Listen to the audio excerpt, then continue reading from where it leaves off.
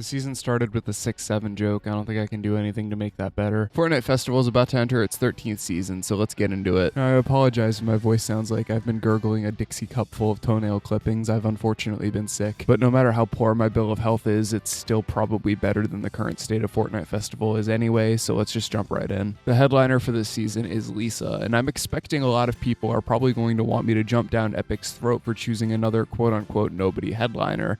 However, I actually knew who Lisa was. How couldn't I? She's 25% of one of the biggest K-pop groups on Earth, Blackpink, and they're a group who I've gone on record saying I've liked in the past. Although I've never heard her solo stuff until now, and I gotta say, it's actually pretty good. I can definitely hear where a lot of Blackpink's influence came from, especially when it came to the rap-heavy songs. Unfortunately, when it comes to gameplay, there's not really a ton going on in the instrumentals for the charts, leading to some incredibly boring charts for Pro Lead and Pro Bass. Rockstar's not terrible, but Fuck Up the World is probably the most brain-dead easy song in the entire game at this point. I know a lot of people return to new festival seasons for a bit of a challenge, and unfortunately you're not going to find much of that here. Again, keep in mind that's nothing to say of the quality of the songs themselves. The songs themselves are good. There's just not a ton going on in the instrumental department for the festival team to chart, which leads to some fairly uninspired Pro Lead and Pro Bass charts in the game. Speaking of gameplay, there have been some notable gameplay changes this time around. For example, you can now listen to your jam tracks as music in standard battle royale matches, which is cool. I love to see more uses for these things considering how expensive they are. And speaking of jam tracks, allegedly the jam stage and party royale modes are going to be combined, so goodbye jam stage in its entirety, I suppose. I can't say I'm gonna miss it too much. It is a fun mode to dick around with friends, but you can basically make mashups anywhere now. It's kind of pointless to have a dedicated spot for it.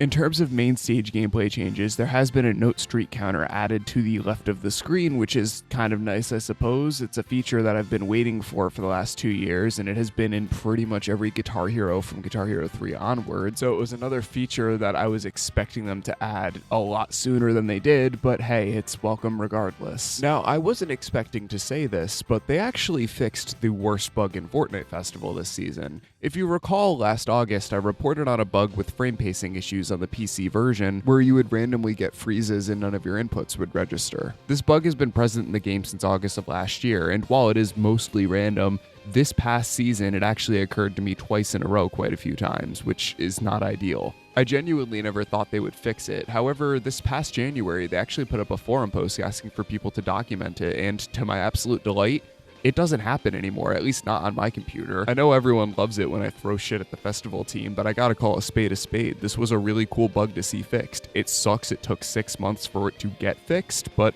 hey, you know what? Baby steps. And speaking of something that's been in the works for a while, we appear to be getting pro vocals at some point this season. I'm going to explain a little bit about how that works and what that means. Unfortunately, I don't have access to pro vocals in Festival yet at the time of this recording, so I'm going to be showing off Rock Band footage as that's probably going to be the closest approximation to how it'll work in game. You're going to need a microphone first and foremost. Most controllers nowadays have them built in, however, if not, you can just use any standard USB mic. Essentially, it's your job to match the pitch on the actual song, kind of like karaoke, but it scores you depending on how off you are. If you're tone deaf, you might struggle a little bit with this. However, if you've got any sense of being able to match pitch even in the slightest, you're probably going to do just fine in this game mode. I'm by no means a vocalist whatsoever, however I find myself doing just fine on vocal charts for Rock Band, so I'm assuming they're probably going to be using the same scoring system in Festival, which I'm definitely fine with, and it's awesome we're going to have 3/4 of the plastic instrument band filled out by the end of the season. All we're going to be missing is pro drums, which Cracked seems to have us covered with. Oh, by the way, I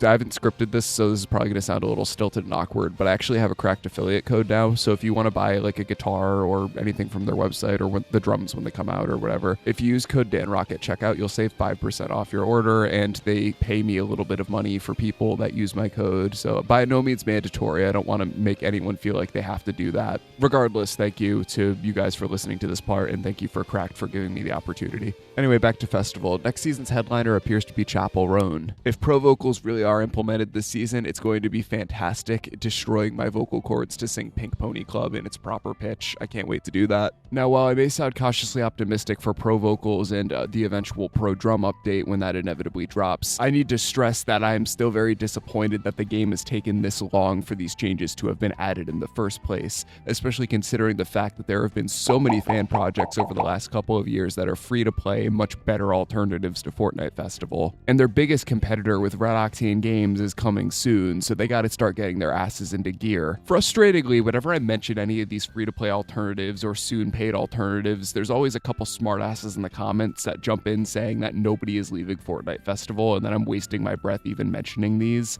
but I could actually disprove that. Around this time last year, I published a video called The Best Way to Play Guitar Hero in 2025, and I've actually gotten quite a few comments on it that say something along the lines of they were introduced to the Guitar Hero formula thanks to Fortnite Festival, but have since left and gone to other projects because they're looking to get away from the Fortnite ecosystem.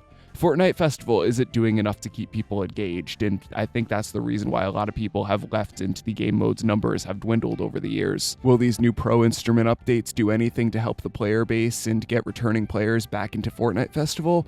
Who can say? Anyway, I think that's it. I apologize for the shorter video this time around. There really just hasn't been a ton of changes this season. I'm gonna go take some NyQuil. This is DanRock. Peace out and take care.